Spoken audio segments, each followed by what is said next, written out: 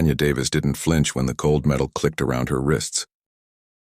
She stood still, posture easy, eyes fixed on a distant point beyond the shoulder of Officer Liam Cole. Her calm unnerved him. Liam had been on the force long enough to know the type. Folks who should tremble, who should beg for leniency when caught.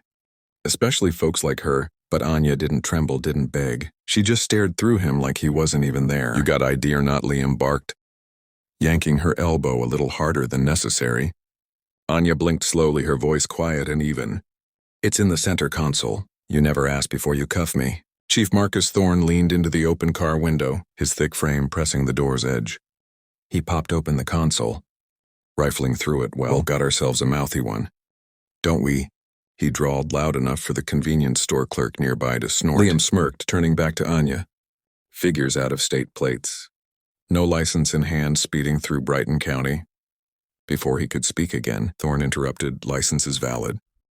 Registration's clean, NYC address." Liam froze. "NYC?" Anya's gaze actually met his for the first time. "Yeah, that a problem." Her tone stayed soft, almost pleasant. Like she was asking about the weather, but those eyes sharp measuring made the chief shift just get her processed. Liam, another city slicker, thinking they can blow through Brighton County, the charge 5 over the limit. But that didn't matter anymore. Inside Brighton County's cramped station, Anya said nothing as they fingerprinted her. The camera flashed. A white female deputy handed over an orange jumpsuit. Anya changed without fuss, folding her clothes with care, as if she were unpacking at a hotel. "You'll see the judge in the morning," the deputy muttered, avoiding her gaze. "Understood," Anya said simply. She sat on the cell's bench, closed her eyes, and didn't move again. That night, the courtroom smelled like old wood and stale coffee. The flags were faded. The seal above the bench cracked at the edges. Judge Evelyn Vance had seen nearly 2 decades of defendants shuffle in and out, but rarely one like her. Chief Thorne lounged against the back wall. Liam beside him, the two traded quiet jokes. "Didn't even ask for a lawyer," Liam whispered. "Probably thinks this will vanish," Thorne snorted. "Always think they know the law till they don't." In the front row, a woman in a beige jacket scribbled notes. Sarah Wells of the Brighton Beacon. She rarely wasted time on small potatoes cases like this. But something about Anya's steady presence had made her stay. "Anya Davis," the bailiff called. She stepped forward, uncuffed now, chin up, gaze steady. Vance barely glanced at her name. "For the record, Anya Davis. Charged with misdemeanor speeding. Failure to comply, obstruction. How do you plead?" Her eyes swept the room, measuring. "Calculating before I enter a plea." Anya said, voice clear.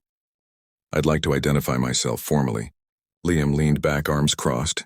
"Oh, here we go." Vance raised a brow. "Go on." Anya retrieved a slim leather case from the property bag. Flipping it open, she held it up between 2 fingers. "Special Agent Anya Davis, Federal Internal Investigations." The silence that followed felt like a thunderclap, stolen from the sky. Liam's smirk slid right off his face. The chief stopped mid-page in his report. The judge finally looked up. "Repeat that." Anya stepped forward and set the badge on the table. "I was undercover, Your Honor, documenting a pattern of illegal stops in this jurisdiction. My team will be arriving shortly." No gavel fell, no one laughed. For the first time, the courtroom felt like the law had entered as more than ink on paper.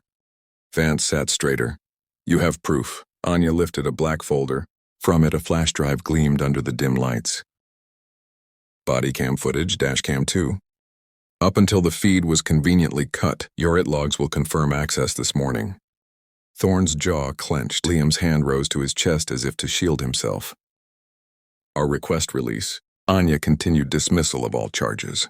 "And a motion to preserve every piece of evidence from last night's stop. Comms footage, records, everything." Vance exhaled slowly. "Motion granted. Charges dropped, you're free." Agent Davis, but she didn't move. "Not leaving, not yet. I'd like the chief to approach on record." Thorne hesitated, then came forward. Slow as a man walking toward his own trial. "Got nerve," he muttered. "No, Chief," Anya replied, voice low. "I've got evidence, 6 stops. All within 10 miles of that store. All black drivers missing dash cam footage. 5 mysteriously dropped charges after time served. You saw my skin, my car, thought you were safe, you laughed. But you never asked who I was. Now you'll answer for it." Thorne's lip curled. Not quite a smile. "This is federal overreach." "No," Anya said. stepping closer, badge glinting. It's federal accountability, and next time I won't come with questions. I'll come with subpoenas. Vance lifted her gavel, then stopped, and the storm outside began to rise. The storm outside Brighton County's courthouse mirrored the storm brewing within. Chief Thorne didn't move at first, his boots rooted to the floor. His jaw tight, Anya Davis stood firm, badge glinting in the courtroom's dusty light. You don't know what you're starting, Thorne growled under his breath, his voice like gravel under tires. I know exactly what I'm starting, Anya replied, and what you've been trying to hide. Judge Vance cleared her throat, tension weighing down the air. Chief Thorne, Agent Davis's request for evidence preservation stands. You are hereby ordered to fully cooperate with a federal inquiry. This hearing is adjourned. The gavel struck once, but the echo of it seemed to stretch forever. Anya gathered her badge and flash drive, tucking them away as she turned toward the doors. But Thorne wasn't done. This is my county, he said, stepping forward, his voice low but dangerous. You and your inquiry won't change that any. Stopped just before the doors. She glanced over her shoulder. Your county, that's the problem, Chief. It's supposed to be the people's. Outside, the rain lashed against the windows, as if the storm was demanding justice too. Evening. The courthouse parking lot was empty except for one figure, Sarah Wills. She caught up with Anya beneath the flickering streetlights, notebook in hand, Agent Davis off the record. What happens now? Anya didn't slow her stride now. Now we see how deep the rock goes. The next morning, headlines blazed across local and regional news. Federal agent exposes Brighton County misconduct.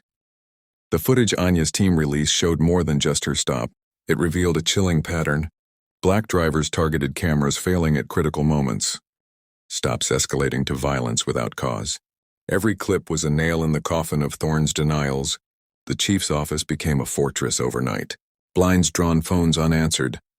Deputies on edge inside. Thorne met with his closest officers in the dim squad room. They're combing through everything. Liam said, his voice tight. Feds are in the building. It is handing over logs. We're dead in the water, Thorne paced. We stall, we push back. We make it look like bureaucratic red tape. Liam shook his head. It's too late for that. And it was by noon. Federal vehicles lined the lot. Agents gathered files, seized computers, downloaded data. Anya walked through it all with quiet authority. No longer the defendant, but the storm itself. Later, Thorne stood on the courthouse steps, cameras in his face, his voice strained but defiant. My office has nothing to hide. We welcome this inquiry, but his eyes betrayed him.